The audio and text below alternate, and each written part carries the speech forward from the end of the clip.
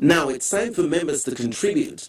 President of the Manufacturers Association of Nigeria, MAN, Dr. Frank Udemba Jacobs, goes first.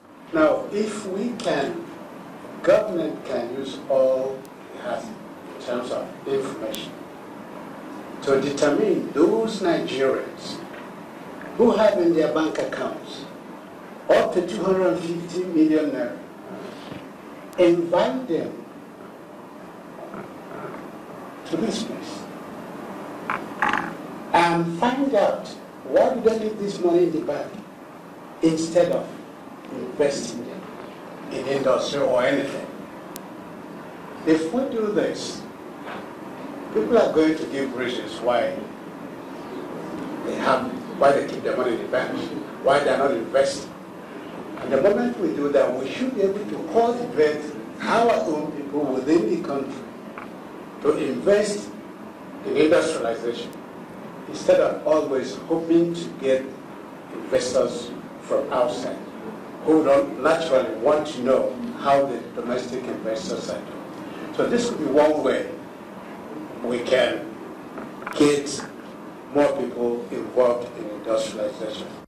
And this will give the opportunity for the private sector to also put its own inputs into the policy making of the government as it affects industrial policy.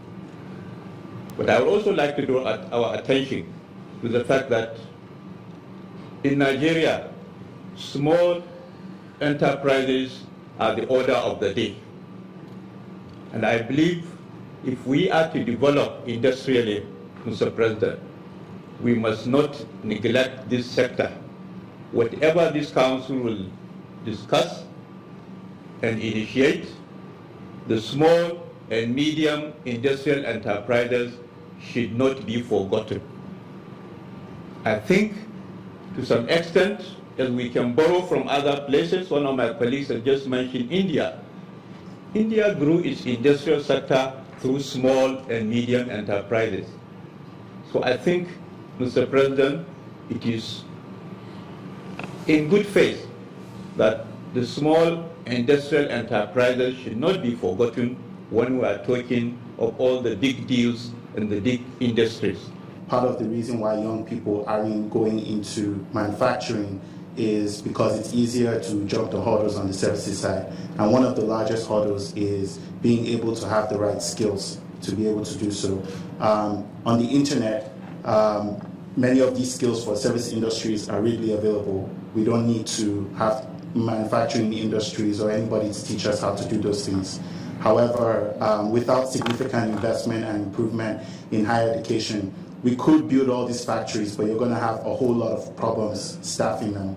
And so I think it's critical that we engage the NUC and the Ministry of Education to ensure that our young people can get the right knowledge and investment that they need to be able to understand, especially these days where decentralized manufacturing, the Internet of Things, and a lot of huge progress is making it a lot cheaper and easier to actually build industrial base locally.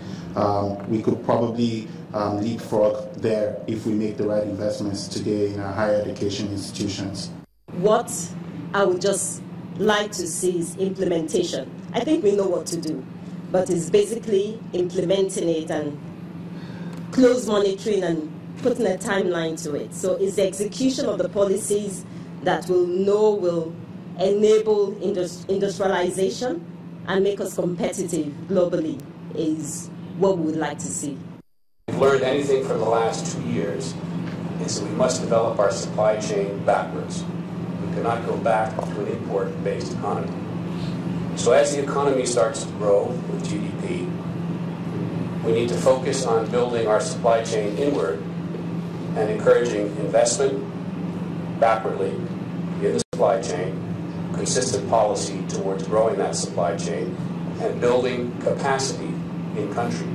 That's jobs, that's training, it's infrastructure, it's all the things we need to do to fuel the growth of our future. Because if we don't do that and we don't diversify inward, we will be reliant on the mercies of the oil markets and the foreign exchange markets. And I think all of us know over the last 2 years what that means.